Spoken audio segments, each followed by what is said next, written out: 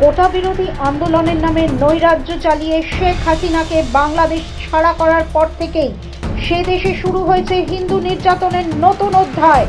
হিন্দুদের মন্দির, দোকান ও সম্পত্তি ভাঙচুর ও অগ্নিসংযোগ তো লেগেই রয়েছে। পাশবিকতার সমস্ত সীমা অতিক্রম করে একের পর এক হিন্দুকে জীবন্ত পুড়িয়ে মারছে জেহাদিরা। হিন্দুদের ধর্মচারণের স্বাধীনতা প্রহসনে পরিণত হয়েছে ইসলামিক উপগ্রন্থায় আক্রান্ত বাংলাদেশে। আর সেই সংক্রমণে যে সে দেশের অবৈধ সরকারও আক্রান্ত তার হাতে নাতে প্রমাণ পাওয়া গেল খোদ ঢাকা শহরের বুকে। সেখানে বাংলাদেশের প্রাচীনতম বিশ্ববিদ্যালয়গুলোর একটি জগন্নাথ বিশ্ববিদ্যালয় মন্দিরের জন্য প্রস্তাবিত জমিতে শৌচাগার তৈরির কাজ শুরু করল বিশ্ববিদ্যালয় কর্তৃপক্ষ, যা নিয়ে প্রতিবাদে সোচ্চার হয়েছেন বিশ্ববিদ্যালয়ের প্রায় ৩,০০০ হিন্দু ছাত্রছাত্রী। পাল্টা নির্মীয়মান শৌচাগারের ওপরেই দেবদেবীর ছবি রেখে তাকে মন্দির হিসেবে ঘোষণা করেছেন তারা। এই নিয়ে চরম টানাপোড়েন দেখা দিয়েছে বিশ্ববিদ্যালয়ের অন্দরে। হিন্দুদের দ্বারা প্রতিষ্ঠিত জগন্নাথ বিশ্ববিদ্যালয় ঢাকা শহরের সদরঘাটের কাছেই অবস্থিত।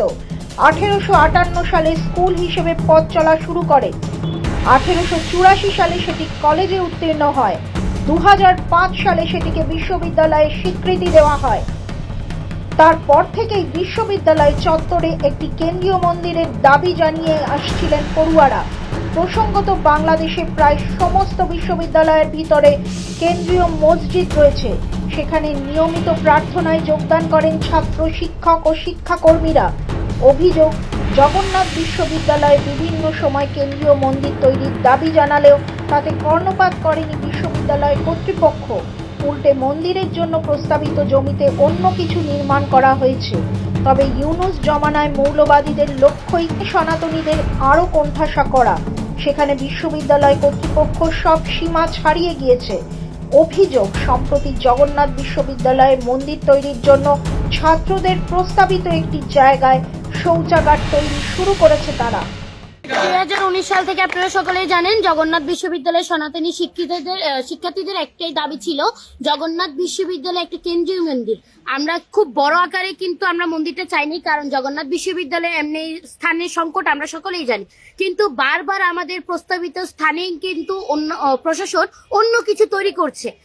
যেমন প্রথমে কিন্তু আমরা ফুডকার্টের জায়গাটা দিয়েছিলাম, তারা বলেছে যে এখানে ফুডকার্ট করা প্রয়োজন, যেহেতু আমরা অন্যান্য শিক্ষার্থীদের সাথে একত্রতা পোষণ করে ওইখানে ওই জায়গাটা আমরা ছেড়ে দিই। তারপরে হচ্ছে আমরা মুক্তমঞ্চের পাশের জায়গাটা দিই যে আমাদের 10x10 একটা ছোট্ট একটা মন্দির দেন, আমাদের আর বেশি কিছু দরকার নেই। কিন্তু প্রশাসন বলেছে যে আমাদের একটা 1 ইঞ্চি ইট ফেলারও জায়গা নেই এবং ফান্ডিংও নেই যে আমরা এটা করব, এবং তারা আমাদেরকে নিরাপত্তা দিতে পারবে না। আজকে সকাল 10টা থেকে আমরা স্যারকে জানাই যে 2 দিন ধরে কেন এখানে হচ্ছে ওয়াশরুম করা হচ্ছে, যেখানে আমরা প্রস্তাবিত জায়গা দিয়েছি এবং আমরা স্মারকলিপি দেওয়া সত্ত্বেও আমাদেরকে এটার কোনো তারা প্রত্যুত্তর জানায়নি যে আমরা করব কি করব না, এরকম কোনো প্রত্যুত্তর না জানায় 2-3 যাবত সিটি কর্পোরেশনের সাথে তারা চুক্তি করে এখানে একটা ওয়াশরুম করছে, যেটার আমরা কঠোর বিরোধিতা জানাই। এবং সকাল 9টা থেকে আমরা অবস্থান কর্মসূচিতে আছি, এখনো অব্দি রাত 11টা বেজে গিয়েছে। তা আমরা ওনাদের সাথে বারবার দফায় দফায় কথা বলেছি, দফায় দফায় স্মারকলিপি দিয়েছি। তাদের একটাই কথা, আমাদের নতুন ক্যাম্পাসে আমাদেরকে মন্দির দিবে, এখানে মন্দিরের কোনো স্থান নেই। এরপরই দেবদেবীর ছবি এনে নির্মাণাধীন শৌচাগারের জায়গায় স্থাপন করে সেটিকে মন্দির বলে ঘোষণা করেছেন জগন্নাথ বিশ্ববিদ্যালয়ের হিন্দু ছাত্রছাত্রীরা। বুধবার সেখানে ভূমি পুজো করার কথাও জানিয়েছেন তারা। আমাদের 3000 শিক্ষার্থীদের একটাই দাবি ছিল জগন্নাথে একটা মন্দির। তাহলে আমরা কেন মন্দিরটা পাচ্ছি না? তাই আমরা আজকে জগন্নাথ বিশ্ববিদ্যালয়ের কোনো প্রকার অনুমতি ছাড়া আমরা হচ্ছে একটা ভিত্তি স্থাপন করেছি, এবং জগন্নাথ বিশ্ববিদ্যালয় প্রশাসন যদি আগামীকাল দুপুর 2টার মধ্যে আমাদেরকে কোনো জবাবদিহিতা না করে যে আমাদের এটার বিরুদ্ধে তাদের কি কথা যদি না জানে, আমরা বিকাল 4টা থেকে 5টার মধ্যে একটা ভূমি পূজা করব, এবং ভূমি পূজা করার সাথে সাথে এখানে এটা মন্দির হয়ে যাবে। বাংলাদেশে ধর্মাচরণের স্বাধীনতার গলা অনেক আগেই টিপে ধরেছেন মোল্লা ইউনুস। হিন্দু নিপীড়নকারীদের বিচারের নামে চলছে প্রহসন।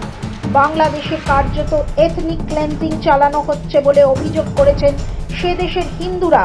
তাই সনাতনীদের বিশ্বাসে আঘাত দিতে দুবার ভাবছে না তারা, নইলে মন্দিরের জন্য প্রস্তাবিত জমিতে শৌচাগার বানায় কেউ। বলতেই পারেন বিশ্ববিদ্যালয়ের স্বাধিকার রয়েছে, ফলে এই সিদ্ধান্তের দায় ইউনুস প্রশাসনের নয়। কিন্তু যে দেশে আদালতেরই স্বাধিকার নেই, যে দেশে একজন গেরুয়া বসনধারী সন্ন্যাসীকে বিনা বিচারে মাসের পর মাস জেলে আটকে রাখা হয়, কোনো তথ্য প্রমাণ না থাকা সত্ত্বেও যাকে জামিন দেওয়া যায়, সেখানে বিশ্ববিদ্যালয়ের স্বাধিকার তো তুচ্ছ ব্যাপার, তার থেকেও তুচ্ছ হিন্দুদের আস্থা। ব্যুরো রিপোর্ট, মাধ্যম।